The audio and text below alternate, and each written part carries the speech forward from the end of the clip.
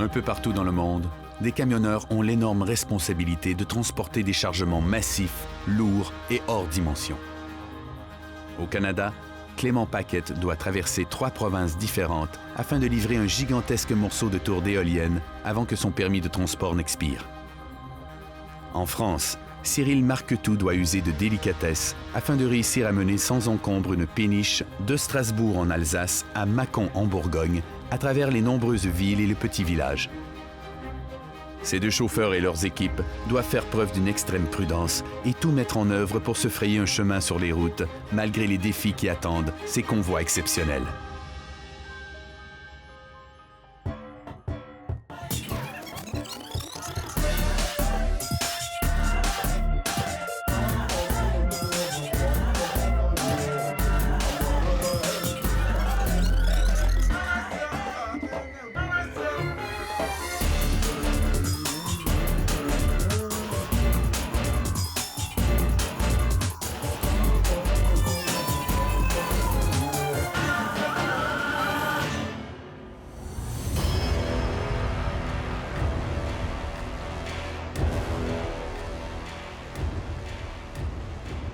C'est l'aurore au Québec. Clément Paquette est déjà auprès de son camion pour l'inspecter une dernière fois avant le départ. Là, c'était un peu superflu de faire une inspection mécanique. Il sort du garage. Ça a été fait par les mécaniciens. Mais avec une charge aussi imposante qu'un morceau d'éolienne, Clément préfère tout vérifier 2 fois plutôt qu'une. On check si tout est correct.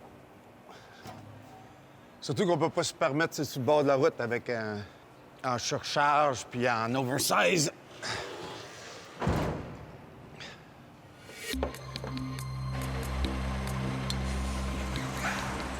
Le camion qui transporte la base de la tour d'éolienne est équipé d'une remorque hydraulique double de 75 tonnes qui fait du véhicule de Clément un immense serpentin de 50 mètres de long, articulé en 3 morceaux et ne comportant pas moins de 46 roues. Clément doit maintenant charger la base de la tour de l'éolienne qu'il va livrer. C'est la section la plus grosse et la plus lourde de la structure. Clément demande l'aide de Sébastien, son escorte arrière, pour se positionner. C'est une opération délicate. Si le morceau n'est pas bien fixé, il peut se décrocher en chemin et provoquer un grave accident.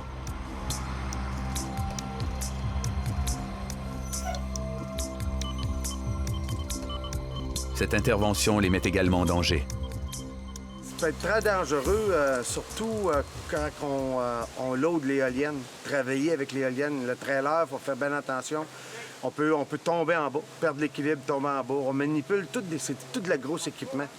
C'est des gros outils, c'est des grosses bottes. Tout est pesant, tout est gros, tout est lourd. Mais comme je dis souvent, quand c'est gros, il faut que tu ailles slow.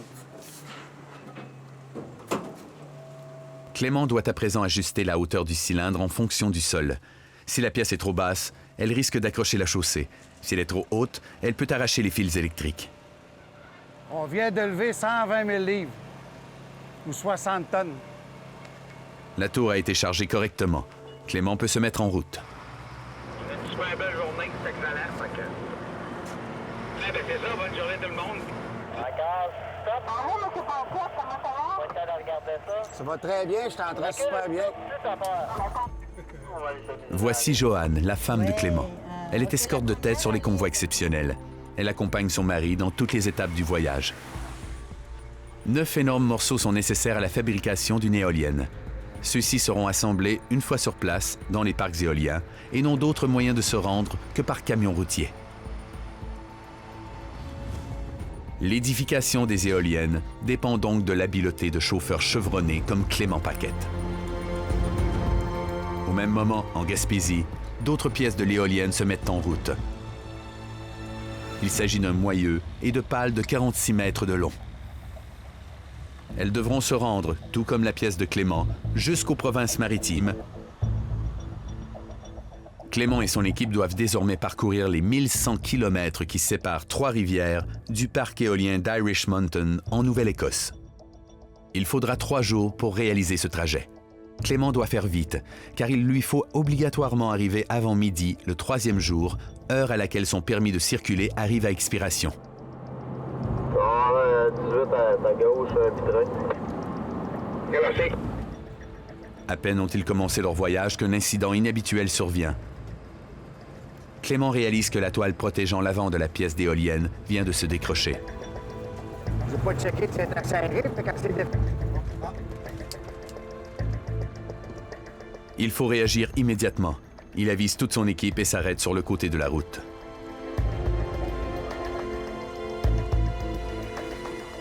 Ah, regarde-moi donc le binder. Il a tout cogné sur la terre, parce que...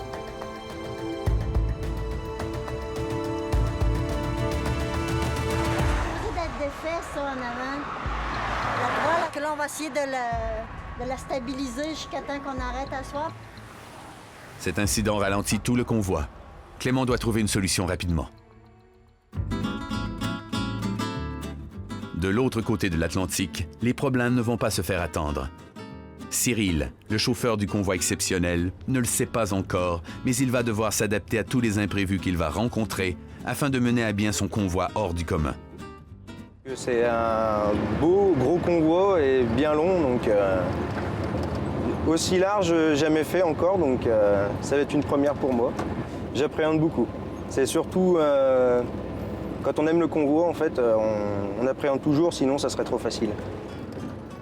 Le trajet du convoi que va conduire Cyril est en effet loin d'être simple. Il doit traverser la France et ses nombreux villages. Ça va et toi?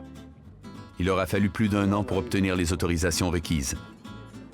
Cyril a déjà déposé son camion au point de départ du convoi la semaine dernière pour éviter le moindre contretemps. C'est tout millimétré pour qu'on puisse partir dans les temps, à l'heure, et qu'il y ait le moins de soucis possible. Pour qu'il y ait le moins de retard possible, tout a été préparé à l'avance, autant les camions que les remorques. Port de Strasbourg. C'est ici que va démarrer le convoi. Avant toute chose, Cyril doit mettre ses vêtements de sécurité. En effet, il entre dans une zone dangereuse où une faille de sécurité ne pardonne pas. Ça va? Cyril salue l'équipe chargée de préparer sa remorque. Mais, arrivé sur place, il se rend compte que le travail n'a pas été fait. L'autre morceau de remorque, il est là-bas.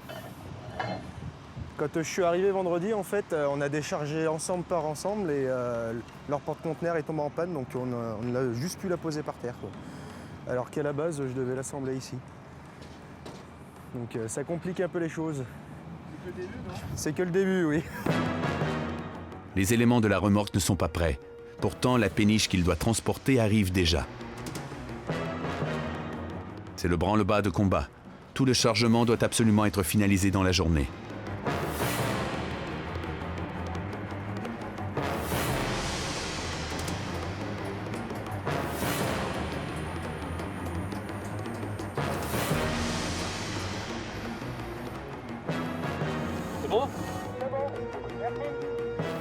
Pour transporter cette péniche, il faut sortir l'artillerie lourde. 2 remorques de 16 mètres ayant 20 roues chacune, le tout relié par un 3e plateau. Il faut rapidement monter l'ensemble pour accueillir la péniche qui est déjà prête à être levée.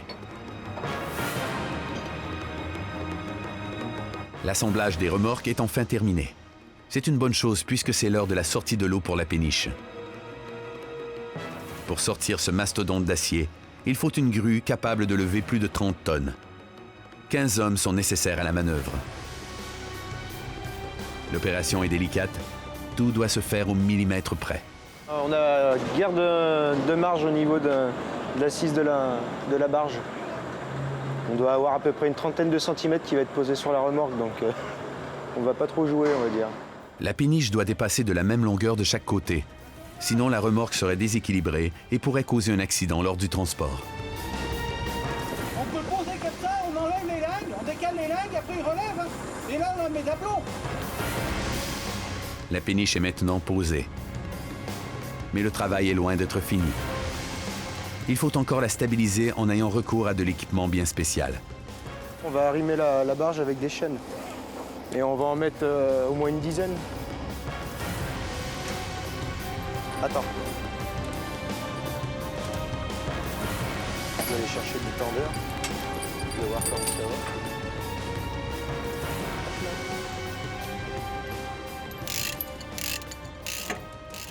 Au total, il faudra une dizaine de chaînes pour s'assurer que la péniche de 30 mètres de long ne bougera pas.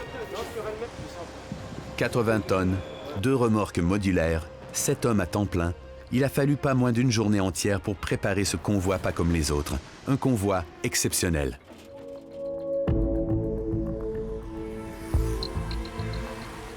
De retour au Québec, impossible de régler totalement le problème de la toile et pas question de perdre du temps précieux. Clément trouve une solution temporaire. Ce n'est pas l'idéal, mais il n'a pas le choix. Toute l'équipe se met au travail. On a perdu nos drapeaux, mais l'autre équipe va nous en emmener tantôt pour les remplacer. Il y a toujours des petites choses comme ça qui arrivent. C'est la première fois que la toile, elle se défait toute. Bon, on en repart. Le plus important, il pleut pas. L'intérieur. Ah, il dit qu'on est prêt. On est prêt! Le convoi repart. Clément espère que la réparation tiendra le coup. Ouais, Joanne.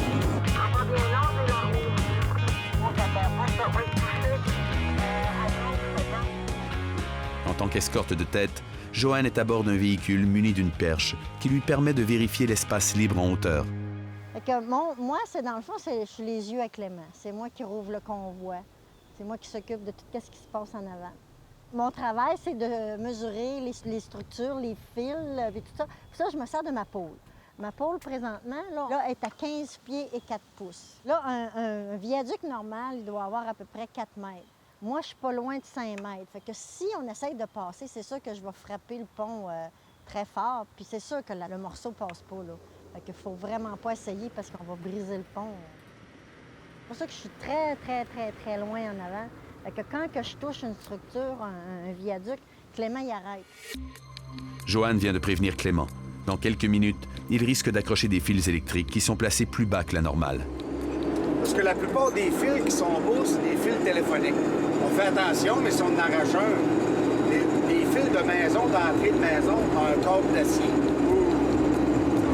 Ça fait des dégâts. C'est risqué, mais Clément décide de tenter le coup.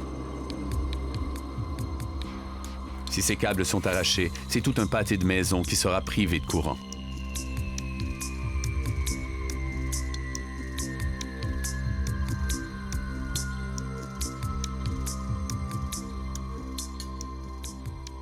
Heureusement, le camion passe sous les fils. Clément a réussi de justesse. S'il y a un obstacle, faut que tu prennes une décision vite. Faut pas que tu laisses quelqu'un d'autre prendre une décision pour toi. Faut que tu sois en contact avec tout le monde, puis cherche ton environnement, comment que ça marche, puis savoir le reste.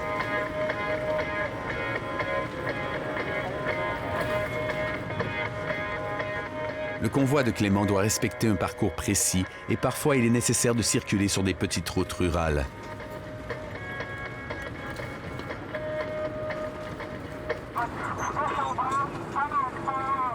Un autre danger se présente.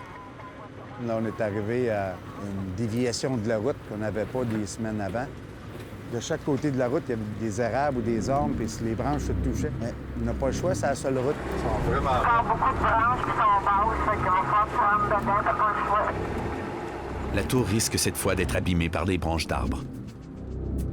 Il y a encore des branches, j'épaule pas, je vais briser ma tour. Joanne s'inquiète. Elle doit fournir les bonnes indications à Clément pour éviter un incident.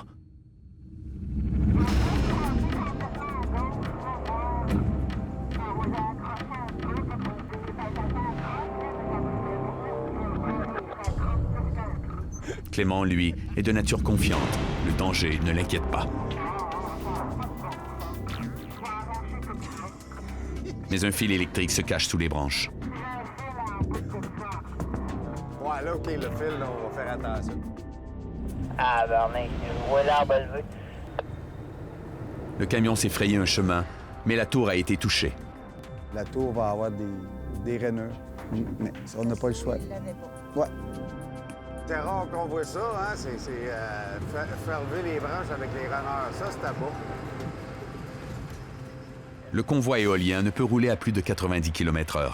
Il faut donc calculer le temps du trajet en conséquence. Après avoir parcouru 400 km, Clément et son équipe arrivent à temps près de la frontière du Nouveau-Brunswick. Ils pourront s'y arrêter pour dormir avant d'amorcer une nouvelle portion de leur traversée.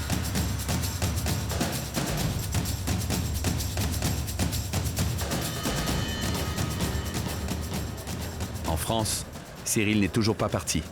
Il doit régler les derniers détails avant le grand départ.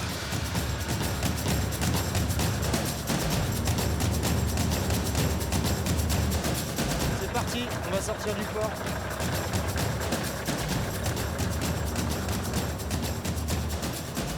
Cyril va devoir parcourir plus de 500 km en roulant à 30 km/h entre Strasbourg et Mâcon. Sur le chemin, il va traverser 4 grandes villes. Le tout devrait lui prendre plus de 4 jours. Malheureusement pour lui, dès les premiers mètres, la conduite est délicate.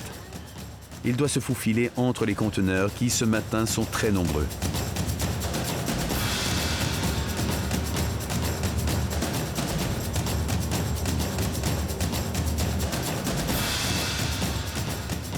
À peine sorti du port, le ton est donné.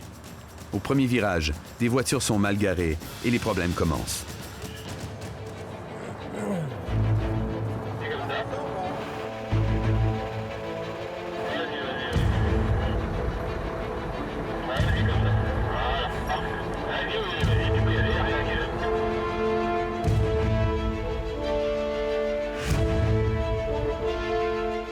Tout comme au Québec, notre chauffeur n'est pas seul. Pour aider Cyril dans ses manœuvres, José et Cédric l'assistent 24 heures sur 24. Ils s'assurent que rien ne touche le convoi.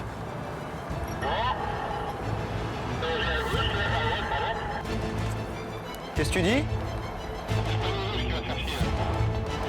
Bah normalement il rentre tout seul. Hein.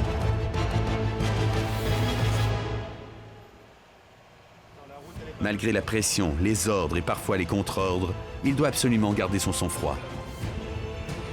Il faut garder son calme. Dès que l'on commence à paniquer, on fait n'importe quoi, et c'est là que les casses arrivent. Hein. Les problèmes sont inévitables dans ce genre de trajet.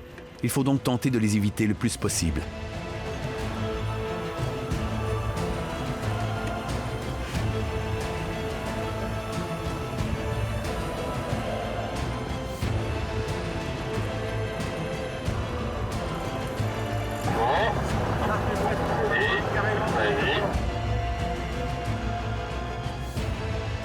Quand un panneau est tordu, il suffit simplement de le remettre en place.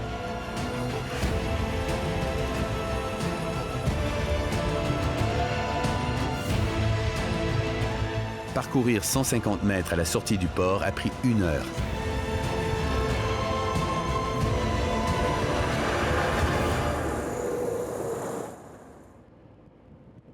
Comme au Québec, pour encadrer ce convoi exceptionnel, il y a toute une équipe. 5 personnes s'activent autour du convoi, mais l'unique responsable reste Cyril, le plus jeune du groupe. Et avoir autant de responsabilités, c'est beaucoup donné pour mon âge, c'est sûr. Ouais. Et c'est que le patron a confiance en moi quand même. C'est vrai que c'est une grosse fierté quand même. Se dire, je suis capable de faire aussi bien que des anciens. Cyril sait bien que la réputation du conducteur est systématiquement remise en question à chaque transport. Elle n'est jamais acquise. Il doit donc pouvoir compter à 100% sur toute son équipe. Lorsque Cyril circule sur une route nationale avec une péniche de 30 mètres de long, il doit se tenir en plein milieu de la chaussée. Pour l'aider à avancer, 2 motocyclistes sont responsables de la circulation. Ils ordonnent à toutes les voitures qui arrivent devant de se garer pour laisser passer le convoi. Pendant ce temps, les voitures qui sont derrière sont obligées de patienter. Cyril peut maintenant se détendre un peu. Il roule sur une double voie. La route est large et il n'a pas d'agglomération à traverser. Un moment de répit qui ne va pas durer. À cause du retard pris ce matin, ils sont obligés de s'arrêter. Ils ont raté la fenêtre de temps allouée pour traverser la prochaine ville, soit entre midi et 14 heures. Mais s'arrêter n'est pas simple non plus.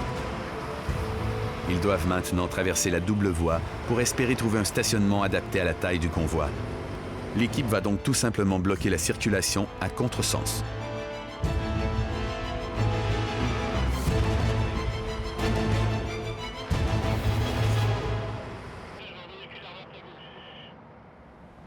Mais cet arrêt obligatoire ne fait pas l'affaire de Cyril. On a pris un petit peu de retard parce qu'on est un peu manœuvré au port, donc ça se paye, on va dire, à la fin.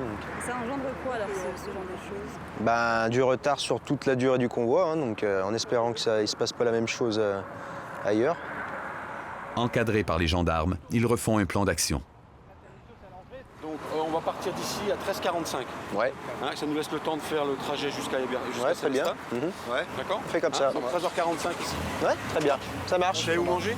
Euh, Là, il y a un restaurant. Il y a un restaurant, Ah ouais? on connaît, nous. Il y a un restaurant qui est à côté. Là. Parfait. Parfait, comme ça on n'est pas loin. D'accord. Ok. Ils ne peuvent pas traverser la route avant le début de l'après-midi. De retour au Québec, Clément, à peine réveillé, doit faire le point avec son équipe. Ils doivent s'assurer que la toile ne va pas causer d'autres problèmes avant leur arrivée au Nouveau-Brunswick.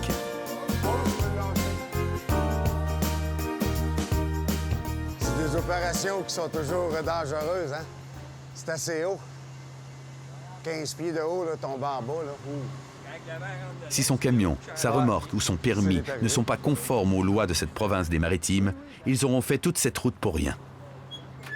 Ça prend des lumières qui flashent jaunes à chaque coin pour le Nouveau-Brunswick, la Nouvelle-Écosse. Une autre difficulté les attend sur le chemin. Une surprise un matin, on a vu ça, là, qu'on avait de la construction. Et juste ce petit bout-là, là, qu'on sait que ça tourne avec les grosses pancartes, là. Le convoi se retrouve maintenant coincé dans la zone de construction. Sébastien, l'escorte arrière qui fait aussi office de copilote lors des passages risqués, descend de son véhicule et aide Clément à avancer sans complication. Ah, t'es prêt? Oui, c'est quand tu veux, moi je suis débarqué, je suis à ta gauche. Je suis dans le trou, fait que je vais bien voir. Ben bon, il n'y aura pas de danger, t'as occupé un pied de lousse.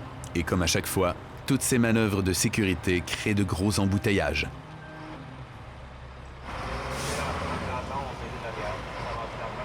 Ils arrivent à la frontière. L'inspection doit se dérouler à merveille si Clément veut respecter son horaire. Un retard pourrait provoquer une annulation de son permis. Sébastien est nerveux.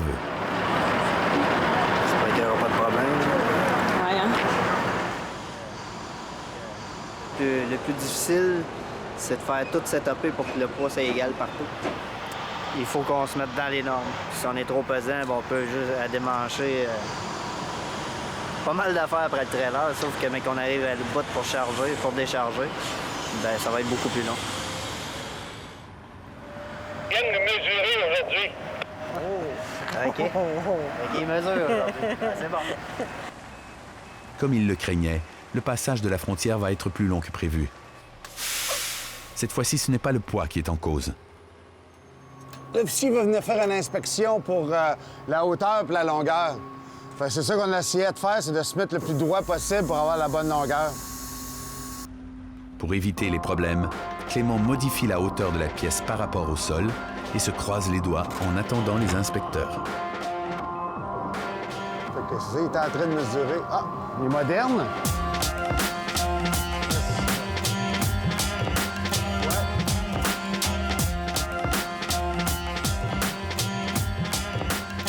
Clément attend le verdict. Ah, de passer l'inspection. Heureusement, tout est conforme. Il s'en est fallu de peu. Trop pesant de 90 kilos. Le convoi peut maintenant accéder à la deuxième province de son parcours.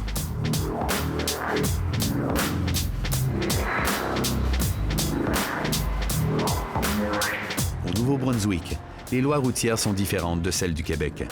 La tour d'éolienne de Clément ne peut pas circuler sans escorte policière. C'est Clément qui a la responsabilité de coordonner leur intervention. Clément, tu voudrais que la police là-bas, nous autres, on va arriver un petit peu plus tard, on va te réaligner. Oh, pas trop, pas trop. Clément, il est bon là-dedans. Quand on arrive dans le centre-ville, tu sais, il y a comme un palier comme ça. On va arrêter, on va se lever, puis... On va avoir deux escortes. On va en en avant. Moi, je vais t'en aller. Parfait. OK, c'est parti. Malgré cette protection supplémentaire, Clément garde les yeux ouverts. Même si c'est la troisième fois qu'on passe ici, on vérifie tout le temps. On sait jamais. Enfin, on prend rien pour acquis. Pour les péniches comme pour les convois éoliens, un simple virage peut s'avérer une opération particulièrement complexe. Clément doit maintenant traverser un carrefour en élévation. Une opération délicate qui nécessite l'expertise de 2 chauffeurs. Clément dirige l'avant du camion, pendant que Sébastien oriente la remorque à l'arrière. C'est bon, je suis prêt pour payer. OK, c'est parti. OK, attention à toi, c'est parti. Ouais, c'est bon. Sébastien utilise une télécommande qui gère le système de direction de la dernière portion de la remorque. Ça tourne à 3 places différentes. Fait que quand tu tournes un coin de rue, il faut toujours que tu calcules tes 3 points que ça va casser pour t'approcher de ton obstacle.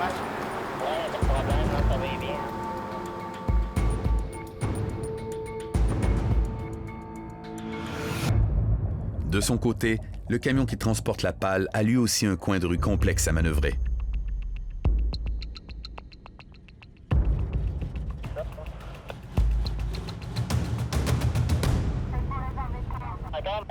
Les deux convois ont franchi leur intersection sans contretemps et peuvent poursuivre leur route.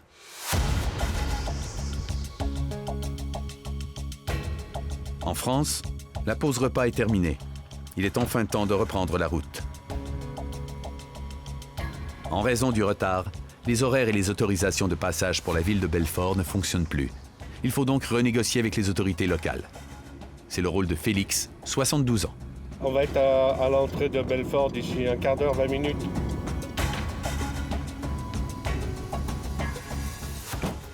Sa mission du jour n'est pas simple. Il doit acquérir un nouveau droit de passage.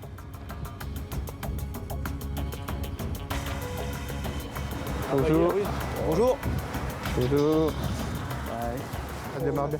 Ce qu'il y a, on a les contresens à faire en bas. Oui, mais vous nous dites où et nous on... Bah là, quand on va arriver, là, au feu, Oui. on va prendre tout un contre... On va tourner le contresens. de Bizac à contresens. Sens. Ok, l'avenue Rancy, oui. Oui. Les autorisations sont validées et le convoi peut enfin traverser Belfort.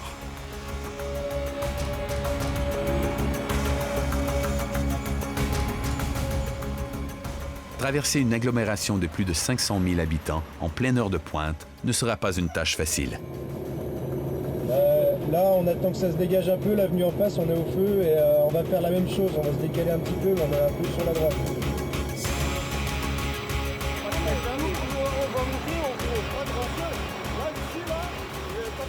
La traversée se fait sous le regard attentif de la police nationale. Entre les deux bananes, il reprend sa voie de circulation là. Ici ou là-bas. Quand l'équipe n'écoute pas, le ton monte et les choses se compliquent. Avec un coup de baguette magique, enlever les camions, moi. On va passer là. Après, nous on travaille tous les jours ici, avec beaucoup plus gros. Beaucoup plus gros, je pense pas. Si, monsieur. On a sorti 120 mètres, 819 tonnes, monsieur. Alors, monsieur, il faut nous écouter un petit peu, on est pas là. Donc le mécanicien et le chauffeur, ils nous ont pas écoutés. Donc ça, dès lors qu'on commence à manœuvrer les essieux dans les limites au niveau de la rotation, on risque d'avoir une panne mécanique, une rupture hydraulique ou autre, et de se mettre en panne et de bloquer la ville. Alors que un peu plus loin, comme on leur avait indiqué, ça passe aisément. Et donc le monsieur il m'a rétorqué que des convois plus gros que ça, j'avais jamais dû en voir à Belfort. De toute évidence, personne n'arrive à se coordonner. Même Félix, le plus expérimenté, ne se fait pas écouter. Mais moi, j'avais dit de passer là, moi. Ah oui, mais je sais pas pourquoi. Mais qui c'est qui t'a fait passer là? Non, je lui ai dit en haut. On lui a dit en haut.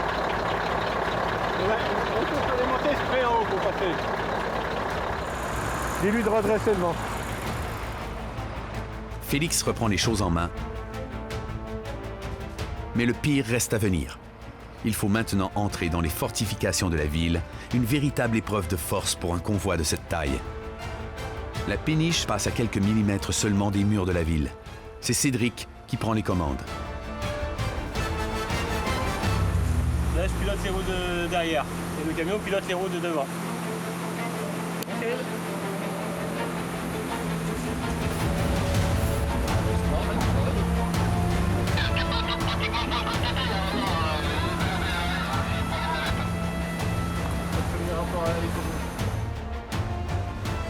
À la sortie du premier mur de fortification, il faut maintenant démonter tout le mobilier urbain qui bloque le passage de la péniche. La ville se transforme en véritable champ de bataille. Même les employés de la ville donnent un coup de main.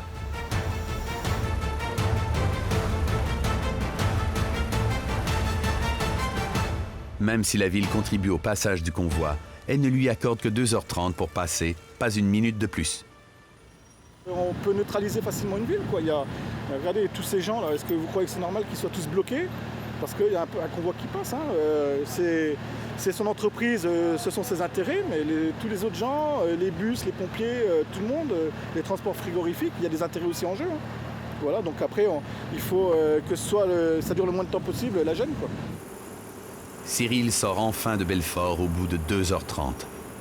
2h30 de pression pour le jeune homme, mais la mission est réussie et il est satisfait. On a eu des intersections assez serrées, pas mal de feux démontés, on a dû bouger aussi des panneaux, ce qui n'était pas prévu, mais bon, on est sorti, enfin. Plus d'agglomération au programme pour le moment. L'équipe a 75 km à parcourir sur des routes de campagne tranquilles. Cyril peut enfin se détendre et admirer le paysage.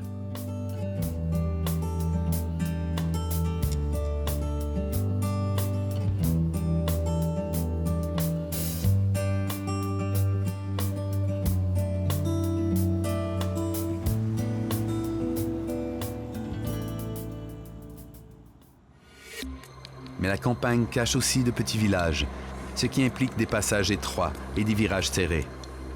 Les problèmes vont donc recommencer. Il faudra plus de 30 minutes pour venir à bout de ce simple virage. La règle d'or est surtout de savoir gérer la pression et de garder son calme en toutes circonstances. À la sortie du village, le camion est hors de danger. Faire un arrêt forcé n'est jamais bon pour le moteur, mais son repos va être de courte durée. Les montées arrivent. On va commencer à grimper à l'avant, gentiment.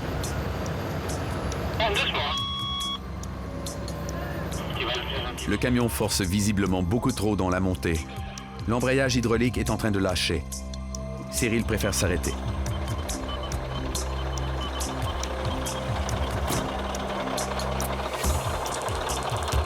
Bon c'est bien plus grave que ce que je pensais quand même. Une énorme fuite, hein, comme j'avais cru comprendre. On voit encore des taches d'huile là qui ont giclé un peu sur l'aile. Et c'est l'huile du convertisseur en fait. C'est ce qui appartient à la boîte de vitesse pour démultiplier le couple. Et là, je pourrais pas repartir du tout. Une panne en plein milieu d'une ville serait une véritable catastrophe. La circulation serait complètement paralysée. Le problème est irréparable sur place. La seule solution est donc de changer de camion. L'équipe doit passer la nuit sur place et attendre un nouveau camion le lendemain.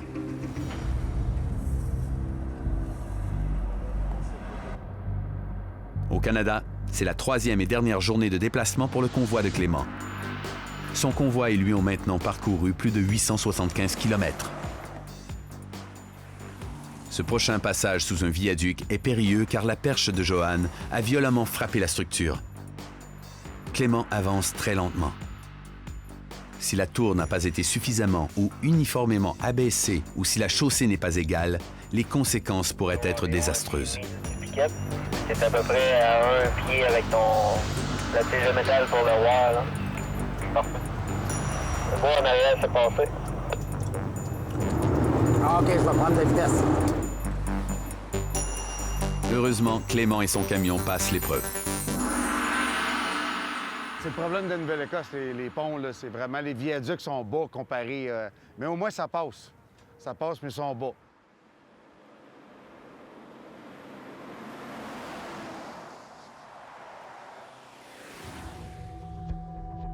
Clément doit à présent quitter l'autoroute, mais la bretelle de sortie est en montée. Il doit s'arrêter pour ajuster la hauteur de la tour pour éviter que la partie ventrale n'accroche la chaussée. OK, je vais lever la tour. Parfait. 4 pouces. Continue tranquillement. Il lui faut ensuite suivre attentivement les directives de Sébastien et faire très attention pour ne pas endommager la tour. Le trailer, il relève. Continue, c'est stable à 2 pouces. Les dommages peuvent occasionner des frais exorbitants. Par exemple, cette pièce d'éolienne vaut 185 000 € à elle seule. Ça commence à relever. Le beau s'éclairer, ça va monter. Grâce au travail d'équipe précis et efficace de Sébastien et de Clément, le camion peut continuer son trajet. La troisième journée s'achève et Clément arrive finalement à New Glasgow, près du parc éolien. Il est satisfait car pour le moment, ils sont dans les temps. That's it, that's all. Mais ce n'est pas fini. Demain, il devra gravir la colline avec son convoi pour se rendre sur les lieux de la livraison à l'heure. En France, c'est le début de l'après-midi et Cyril est en panne. Toujours pas de camion de secours à l'horizon. À 14h30, il arrive enfin sur une remorque. Les équipes ont à peine le temps de se dire bonjour qu'il faut vite charger le camion et reprendre la route.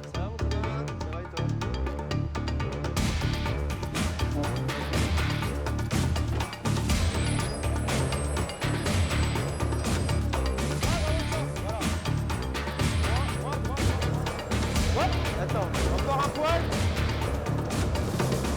Vas-y, hop. Pour rattraper le temps perdu, le seul moyen est de s'arrêter le moins possible jusqu'à l'entrée de Mâcon, la destination finale. C'est David, un autre chauffeur de l'équipe Couturier, qui va conduire avec Cyril en alternance. Pour l'instant, c'est David qui va conduire pendant 4h30 et je vais le relayer au bout de 4h30. Comme ça, le convoi s'arrête quasiment jamais. L'équipe du convoi est renforcée. David prend le volant, mais il n'est pas aussi à l'aise que Cyril avec un convoi de cette taille. Alors, il va se faire assister pendant les premiers kilomètres. Derrière. Ça va très bien. Ça va très bien. Tu vas voir les premiers ronds-points et tout, le temps que tu te mettes en main. Mais... Là, tu vois un petit peu le coup dessus, c'est ça? Un petit peu, ouais, parce que il a été comme moi, là, c'est la première fois qu'il fait autant de largeur, donc qu'il prenne ses repères. Mets-moi un peu le rétro.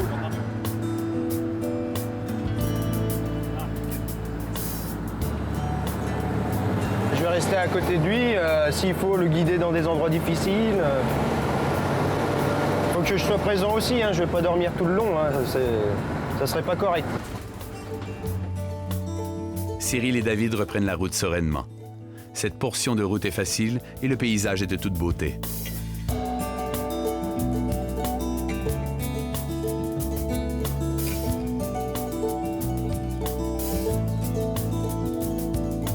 La prochaine agglomération à traverser s'appelle Arc-les-Grès. Pour passer cette petite ville difficile, on va prendre les grands moyens. Cyril et David ont un rendez-vous important. Ils se rangent sur le bas-côté.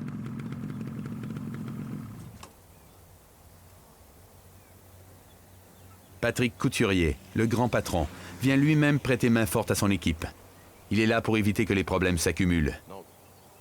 Non, Pont-de-Vaux, on s'en fout. Mais Pont-de-Vaux, c'est les voitures qui sont emmerdants. Moi, ce que je voulais faire, c'était passer Pont-de-Vaux, cette nuit, s'arrêter. Ouais. Après, on repartait de Pont-de-Vaux demain soir à 11h pour aller se présenter, enfin 11h30. Pour être pile à l'heure. Pile à l'heure à Mâcon. C'est parti. Patrick connaît bien Arc-les-Grès et sait que le passage est délicat. L'année dernière, il y a cassé du mobilier urbain. Son passage n'est donc pas très bien vu par la mairie. Il a eu beaucoup de difficultés à obtenir une nouvelle autorisation de passer. Cette fois-ci, il tient à ce que tout se passe bien. Ah oui, tout le temps.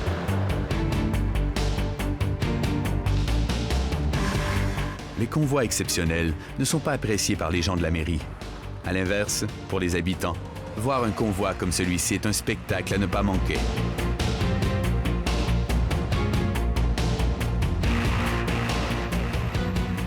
On en avait déjà une qui était passée, mais je pense plus spacieuse, parce qu'elle est restée coincée là-bas à la mairie pendant le bout de temps. C'est beau à voir. Pendant que les habitants observent avec enthousiasme, Patrick Couturier angoisse. On fout un petit coup à l'arrière, peut-être, non? Par contre, ce qu'on peut faire... Alors, faisons un petit coup à l'arrière, Cédric, puis c'est bon, d'abord. Attends, je suis en train de réfléchir. Si, ça va arriver à nous dégager, normalement. Non, mais c'est bon, on passe, là. Y a pas de problème. On passait juste avec les chiennes.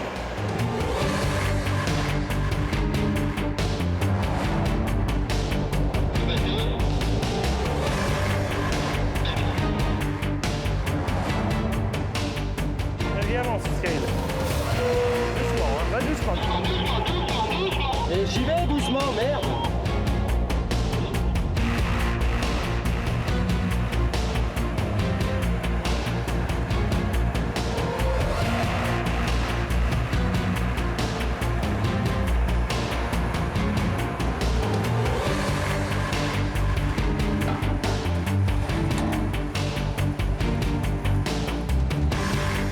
La traversée de la ville s'est heureusement bien passée, mais le retard accumulé sur le trajet oblige notre équipe à rouler et rouler encore.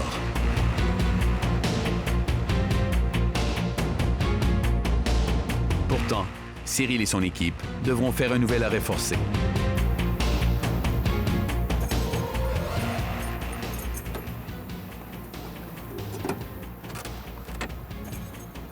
Encore une petite péripétie, un pneu qui a explosé sur la route. Donc, comme je disais au début du convoi, ça c'est une chose qu'on ne peut pas prévoir. Les pneus n'étaient pas chauds, mais il y en a un qui a pété quand même. Un peu le choix de s'arrêter puis remonter un essieu.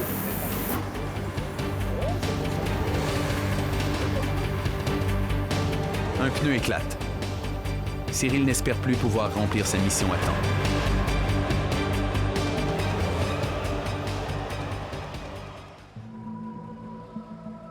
Au Canada, c'est samedi matin et il ne reste plus qu'à livrer la base de la tour à l'heure au sommet d'Irish Mountain, là où se trouve le parc éolien. On s'en va sur le site. On traverse en convoi, on va être 2 tours. On s'en va sur le site avant midi, parce que notre permis finit à midi. Si Clément dépasse leur limite de livraison, il roulera dans l'illégalité. Il risquerait une amende de plusieurs milliers d'euros et des points de démérite pour le compte de la compagnie de transport.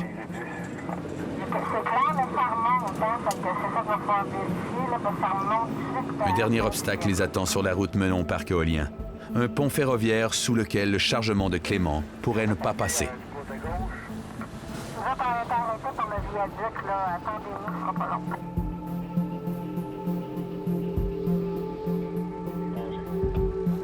Bon, ben ça, c'est un des obstacles principaux qui est passé. Tu vas avoir 2 véhicules à gauche, puis tout après ça, il va y avoir une pancarte à droite. OK. Clément doit livrer la tour d'éolienne jusqu'au point le plus haut de la colline d'Irish Mountain, là où le vent est propice. Pour l'atteindre, le convoi doit traverser près de 10 km de route non pavée, dont l'étroitesse et l'inclinaison ne facilitent pas les choses. Clément se retrouve malgré lui dans une course contre la montre avant que son permis de transport n'expire. Oh, ben la traction. Il est forcé de ralentir car le camion ne parvient pas à gravir la pente. Pire encore, le moteur se coupe complètement.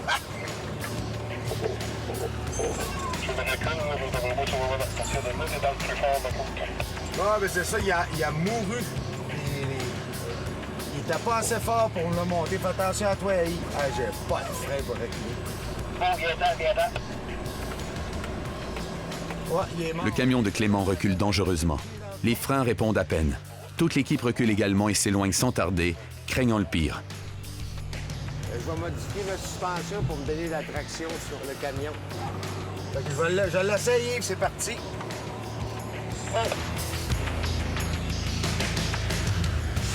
Clément tente de monter la pente à nouveau. Deuxième essai.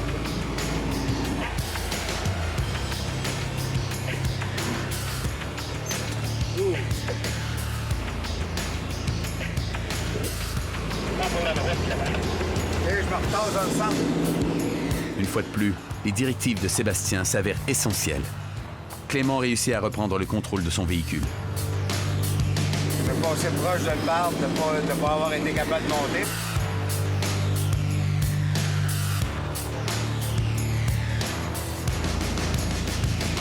Clément arrive sur le site au dernier moment.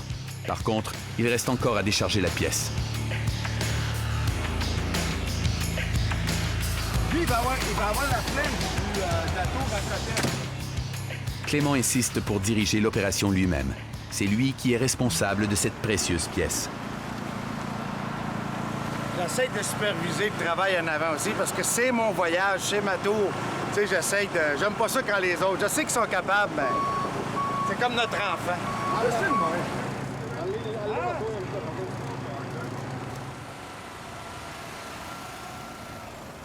on va mettre ça le bout de bois pour barrer les roues.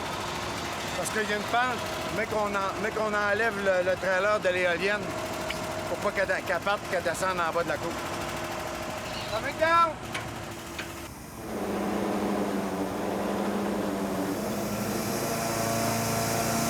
Si on descend derrière de la tour, il faut toujours se parler comme ça. Eux autres, ils me disent de descendre, je crie, coming down, on descend. Pour que tout le monde comprenne qu'est-ce qui se passe. OK. Drop it down. Push it. La tour d'éolienne a été déchargée avec succès. Mais avant de quitter, Clément doit à présent assembler à nouveau la remorque de son camion. Là, on se recule. On fait la dernière... le dernier sprint, comme on peut dire. On se recule, on monte tout ça ensemble, puis on s'en va. C'est parti. Quand on est rendu là, à destination, la tour est livrée, là, on est vraiment content. Là. Le stress est fini, puis ça. Enthousiaste, Clément effectue la manœuvre avec un peu trop de précipitation.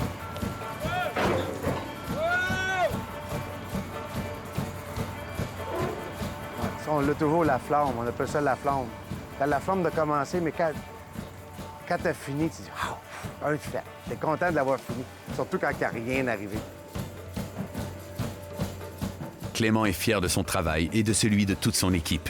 Il a un sentiment d'accomplissement et il est prêt à affronter les 1100 km qui le ramèneront chez lui, où il attendra un nouveau départ à bord d'un prochain convoi exceptionnel.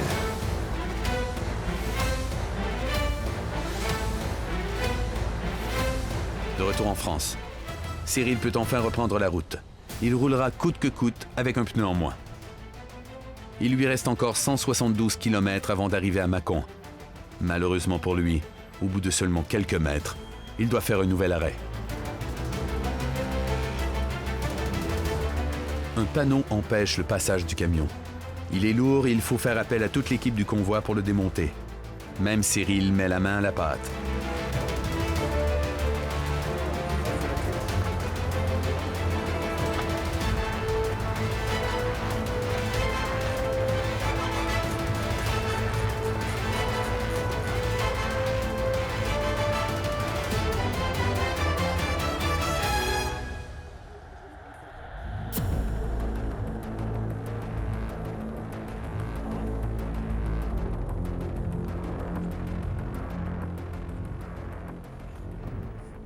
Une fois le panneau par terre, le convoi peut repartir et essayer de passer par ce virage étroit.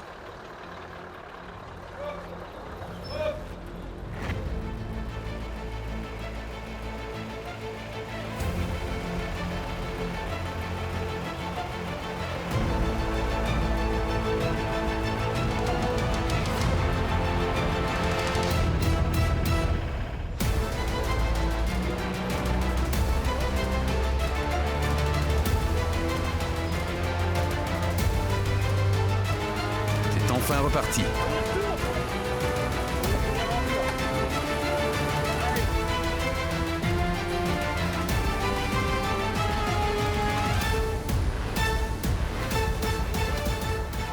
La route continue, mais toutes ces heures de conduite sans répit sur des routes obscures ont épuisé l'équipe. Avec la fatigue, les fausses manœuvres s'accumulent. Qu'est-ce que vous voulez?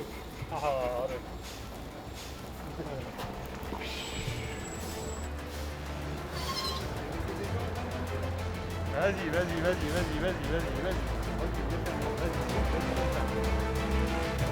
Le convoi doit maintenant rouler toute la nuit pour pouvoir traverser Mâcon avant 8 heures le lendemain matin. Ils doivent y arriver avant l'expiration de leur autorisation de passer, sinon ils se retrouveront à nouveau bloqués sur le bas-côté de la route. Cyril commence à voir la fin de la route. Après Dijon, il ne restera plus vraiment de difficultés sur le trajet. Malheureusement, il n'arrivera jamais à Mâcon. Le second camion tombera lui aussi en panne et sera immobilisé sur le bas-côté de la route, près de Dijon, pendant une semaine entière.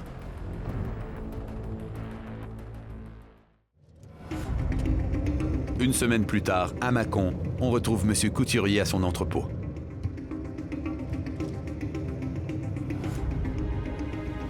Voilà le bébé. Voilà le bébé qui est prêt à être posé. Avec tous les problèmes qu'on a eus, ça fait du bien. Le convoi était particulièrement malchanceux, mais il est arrivé à bon port. Et on n'avait pas d'impératif de délai, donc on va dire qu'on est dans les temps. Si ce n'est qu'effectivement, on est tombé un petit peu... on a eu 2-3 soucis mécaniques du fait du parcours qui est vraiment pas facile et qui est très technique. C'était un challenge un peu pas facile. Mais bon, elle est là, il n'y a pas eu de casse, on va dire, autre que notre matériel. Je veux dire, donc c'est ça qui est important quelque part.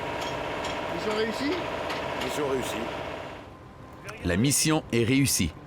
La péniche va maintenant hiverner 6 mois avant d'être récupérée par son propriétaire. Il va lui refaire une beauté pour sa remise à l'eau au printemps et lui offrir une seconde vie sur les canaux de Mâcon. Une nouvelle vie qui n'aurait jamais été possible sans ce convoi exceptionnel. Bien que leur livraison ne se déroule jamais comme prévu, Clément et Cyril sont loin d'être intimidés par les charges surdimensionnées et les obstacles complexes qu'elles engendrent. Mener ces opérations à temps et à terme est une tâche très laborieuse, mais c'est un défi à la hauteur de la compétence et des aspirations de nos chauffeurs. Épaulés par leurs équipes, ils sont prêts à affronter de nouvelles aventures à bord de convois imprévisibles et exceptionnels.